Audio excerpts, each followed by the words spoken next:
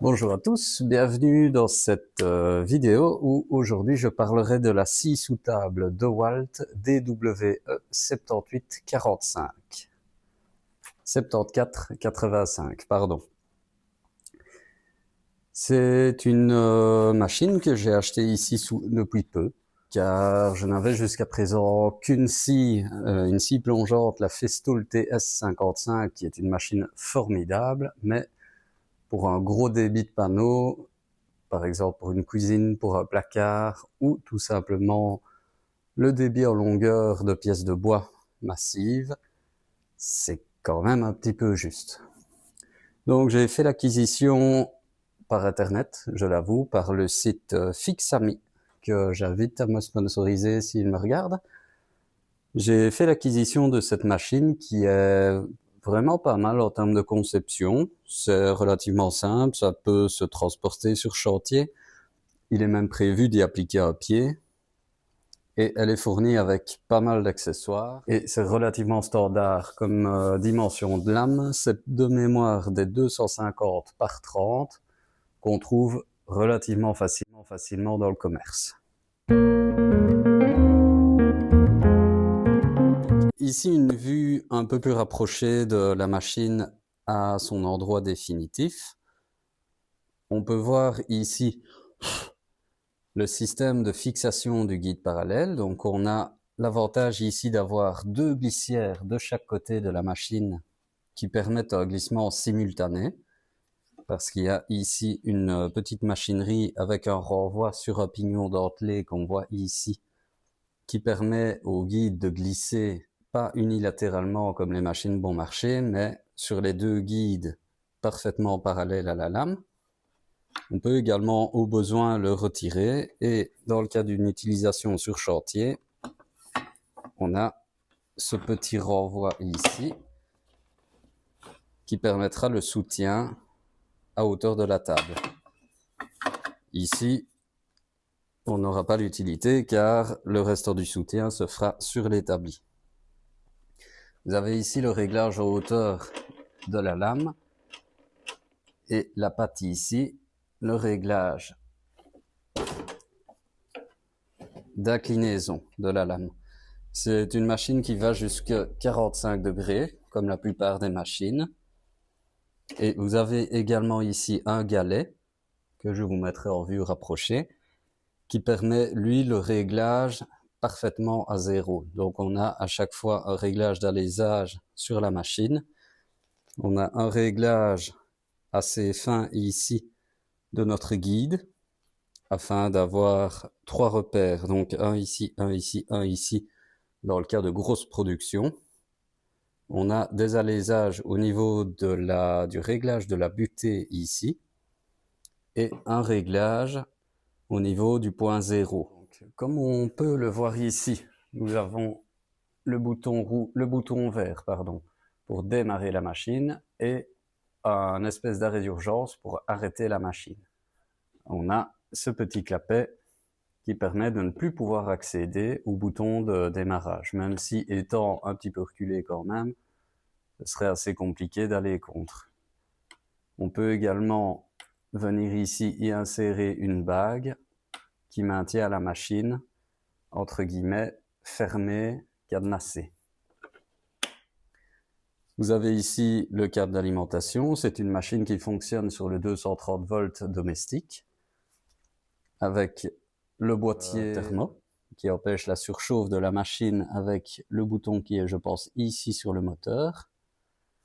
Mais elle fait de mémoire une histoire de 2000 watts. C'est quand même relativement puissant pour une scie.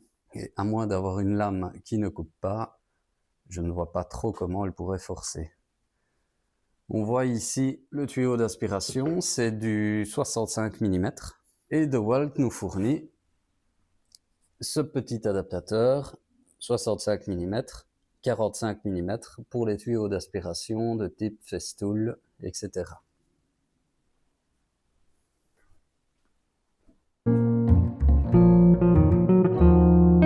Comme on peut le voir, la machine a déjà été utilisée pour débiter des plaintes. les plaintes de Vincent Modeco.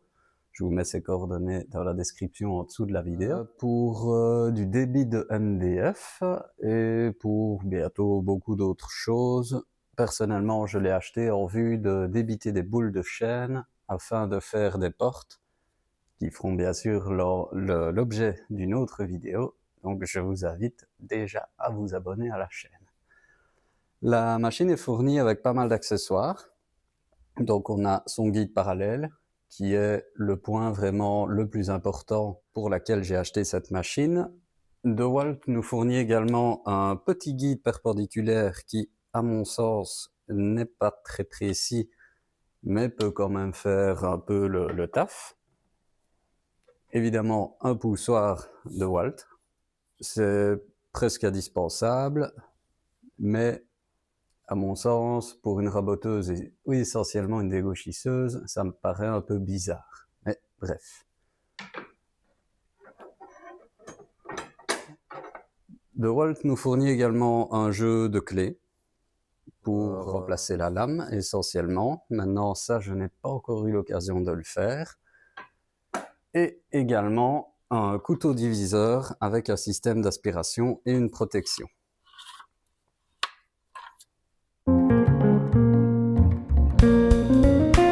Choisir la lame de sa machine.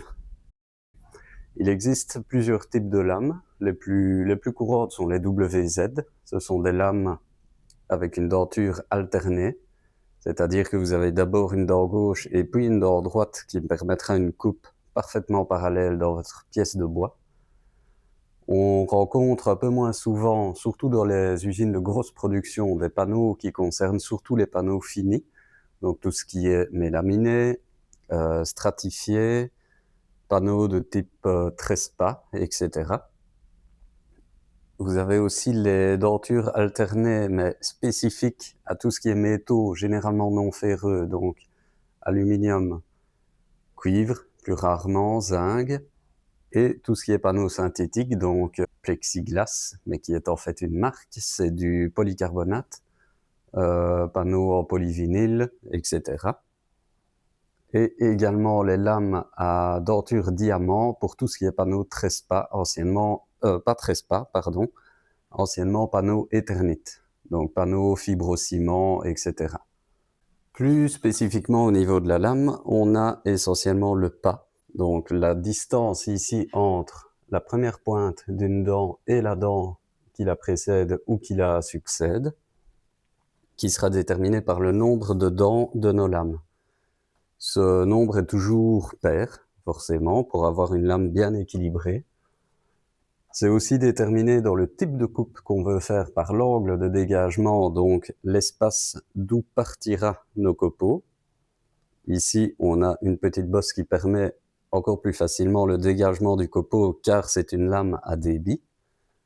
Et l'angle de coupe qui est généralement positif mais peut également être négatif pour diminuer l'effort de coupe. On retrouve pas mal d'informations sur le type sur nos lames. Le diamètre, donc le diamètre de point haut à point bas de nos lames, multiplié par l'épaisseur en sortie d'usine forcément de nos plaquettes, ici en carbure de tungstène, qui sont appliquées sur nos lames, et l'épaisseur du corps de la lame, ainsi évidemment que le nombre de dents. Donc ici 24, 1, 2, 3, 4, 5, 6, 7, 8, 16, 24, car on a 1, 2 et 3 échancrures sur nos lames. Ici, on a également l'alésage intérieur de notre lame, qui est de 30 mm. Enfin, le type de denture, donc denture simple alternée, gauche-droite, c'est une lame à débit, et la vitesse maximale que peut atteindre la lame. Comment choisir sa lame en fonction du travail? Ici, j'ai monté sur ma scie sous table une lame relativement universelle. C'est une HW 48 dents qui peut me permettre de couper du panneau semi-massif, multiplex, panneau bloc, panneau massif ou voire débiter du bois massif. Ou à contrario, débiter tout ce qui est panneau MDF, panneau particules agglomérées, etc. Dans le cas vraiment de débit de bois massif, on utilisera une lame avec une denture identique, donc toujours HW, denture alternée, mais avec moins de dents. Celle-ci possède 48 dents, celle-ci en possède 24. Ça aidera la lame à ne pas se remplir de copeaux et la machine à ne pas forcer. On a également des lames avec une denture beaucoup plus fine pour les panneaux synthétiques de type polycarbonate ou métaux non ferreux. Donc métaux non ferreux, comme je le disais, zinc, aluminium, bronze, cuivre, etc. On peut éventuellement couper des métaux ferreux type inox, qui est beaucoup plus dur, ou acier, mais la lame n'apprécie pas trop. Et enfin, il existe également des lames à denture diamant pour ce type de panneau. Panneau fibrociment, qui est extrêmement dur et vraiment pas facile à travailler, qu'on utilise en façade. Donc ici, c'est une lame pour ma scie plongeante TS55. Elle possède des dents diamant et on doit l'utiliser avec une vitesse de rotation bien moindre que dans la coupe de bois, par exemple, forcément, vu que la prise de matière est beaucoup moins grande du fait de son nombre de dents réduit. Au niveau des lames, on possède ce qu'on appelle des échancrures. La lame, en traversant le bois, va avoir tendance à s'échauffer. Du métal qui s'échauffe se dilate. Ces échancrures sont faites pour éviter que la lame ne se voile lors du travail. Dans le cadre du remplacement de la lame de notre machine, on a ici une série de vis. Alors, je ne sais pas exactement dans quel sens. Voilà. Avec un petit galet qui est fixe sur notre vis, qui vient maintenir au niveau d'une patte la plaque, la lumière de la machine. On a également deux petites pattes qui viennent s'accrocher ici en dessous de la table. On doit évidemment veiller à ce que la machine soit bien arrêtée. Alors, pourquoi deux clés? On a une clé qui va servir au serrage de l'écrou et du raidisseur sur l'arbre, et une deuxième clé qui servira à maintenir l'arbre à ce qu'il ne tourne pas pendant simplement qu'on desserre notre lame. Donc ici, on vient amener les deux méplats de notre arbre ici, pour y glisser la clé ouverte, et avec l'autre clé, on vient desserrer notre écrou, comme ceci. Donc on peut retirer nos clés, et on veille à ne pas faire tomber l'écrou dans la machine. Ensuite, on retire notre raidisseur, s'il veut bien. Et ensuite, on peut retirer notre lame. Alors, a priori, pour sortir notre lame, il faut qu'on sorte également notre lame.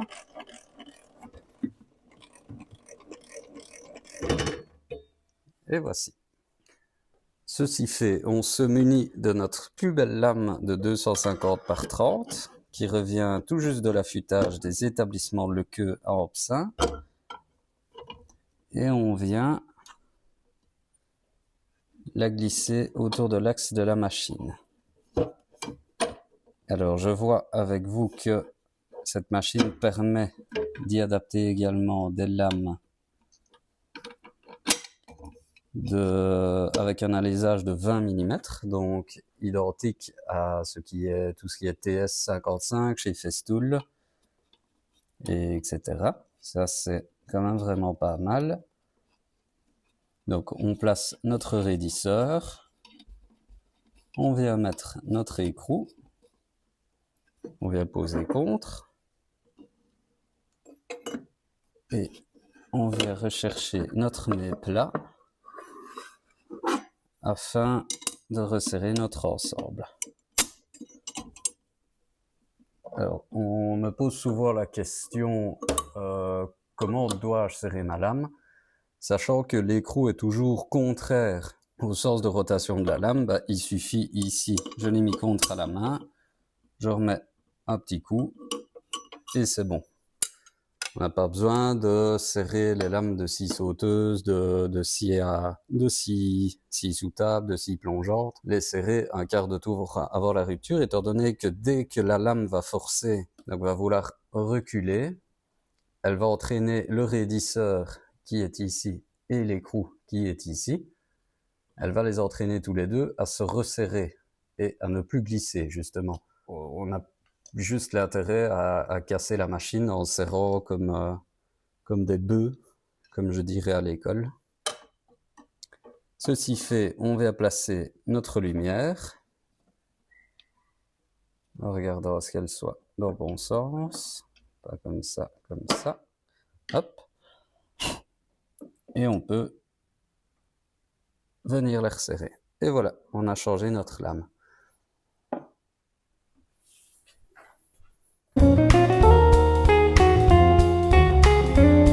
Vous venez de faire l'obtention d'une scie de ce type, scie sous table. Quelles sont les premières étapes, le préambule à la mise au travail de la machine? Premièrement, c'est la déballer, la raccorder au secteur, n'importe quelle prise, afin de vérifier si elle fonctionne. Ici, on sait qu'elle fonctionne, je l'ai déjà utilisée. Donc ça, il n'y a pas de souci. Vérifier que rien n'est abîmé et, chose très importante, avec une équerre qu'on sait droite. Celle-ci, je sais qu'elle est droite, c'est un cadeau de Noël. Si tu regardes mes vidéos, je te remercie. Uniquement pour ça que je te remercie. On va monter la lame au maximum.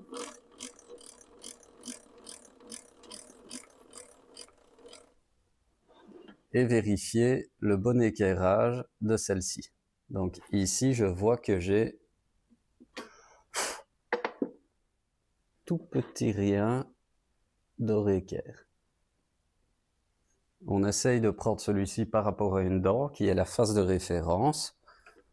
Donc on peut ici venir régler notre machine. On a un petit galet, c'est de l'hexagonale de 4 mm qui est excentrique, donc qui permet de modifier le point zéro de notre machine.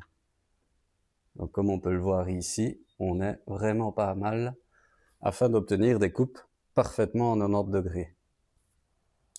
La deuxième chose à faire est de régler notre réglette ici à 0 mm.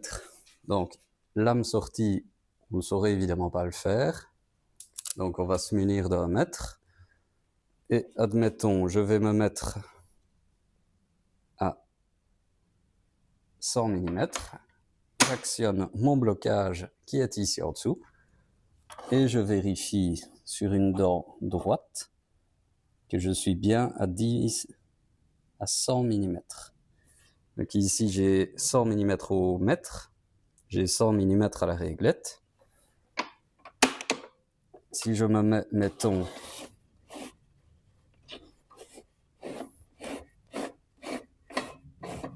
à 60 mm à la réglette,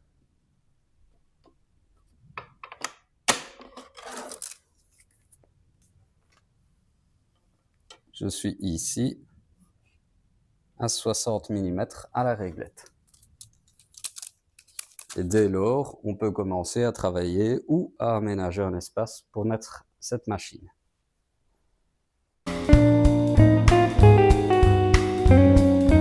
Cette machine n'y coupera pas. Je vais maintenant parler des points forts et des points faibles de cette machine. À mon sens, au niveau point fort, on a la durabilité de Walt. Il faut quand même dire que ça reste du professionnel, c'est du costaud.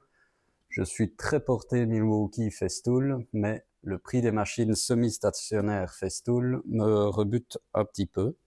La grande polyvalence quand même d'une scie sous table relativement réduite. Ici sur l'établi qui est quand même relativement grand, elle ne prend pas trop de place.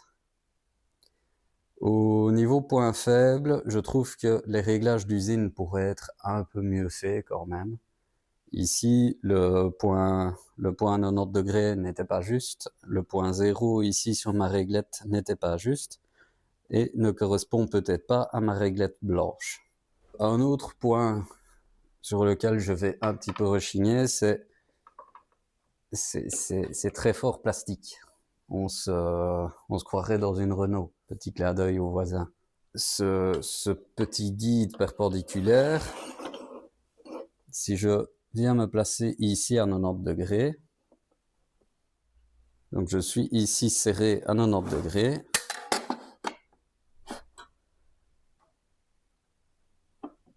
on peut effectivement considérer que je suis à 90 degrés par rapport à ma lame, mais étant donné qu'il glisse dans une gorge avec une queue d'aronde dans la fonte d'aluminium, on n'est pas toujours à 90 degrés en fait. Ça, c'est peut-être un point de réflexion que DeWalt pourrait prendre en compte, et également la légèreté de ceci. Moi, dans l'ensemble, tant que maintenant, c'est une machine dont je suis assez content.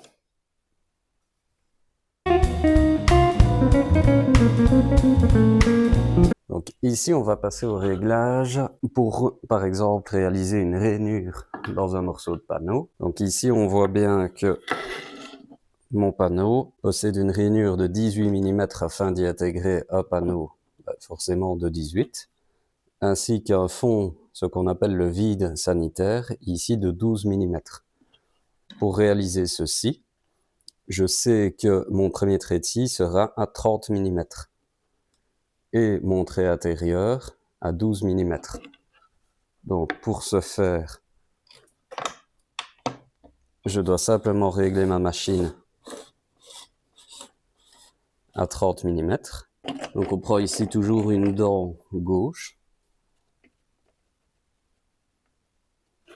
Donc ainsi pour mon premier trait. Je bloque ce qui va réaliser mon trait ici à gauche. Et ensuite,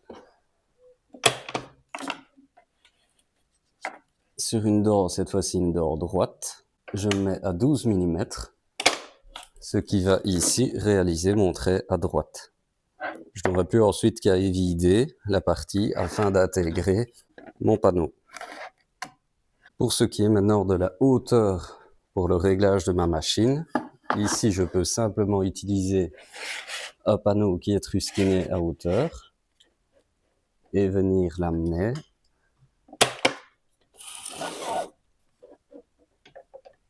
à la hauteur de ma lame. Ainsi. Au niveau maintenant de ma battée, le principe est exactement le même. On va réaliser une première passe qui permettra ici de créer l'arasement de notre battée.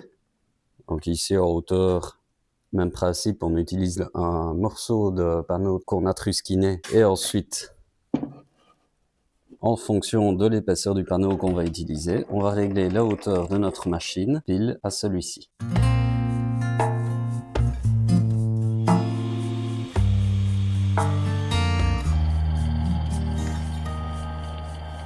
Ça faisait 2 petits mois d'amour qu'on se connaissait. Pas un seul accroc dans le parcours, c'était parfait. On a fini par se faire l'amour, on a choisi notre moment. On était mûrs, on était sûrs de nos moindres petits sentiments. J'étais sceptique, j'étais peureuse, t'as mis 2 mois à remettre ma confiance boiteuse en bon état. J'avais baissé mon bouclier, cessé de nous prédire une guerre. J'étais en train d'emménager lorsque j'ai vu. Eh bien voilà, c'est déjà la fin de cette vidéo sur une machine relativement simple mais particulièrement utile en menuiserie, la scie sous table. Ici de marque DeWalt, mais comme je l'ai dit dans l'intro de la vidéo, il existe énormément de marques de machines qui produisent ceci. J'ai entendu dire lors du tournage de cette vidéo que la scie sous table Makita n'était pas mal.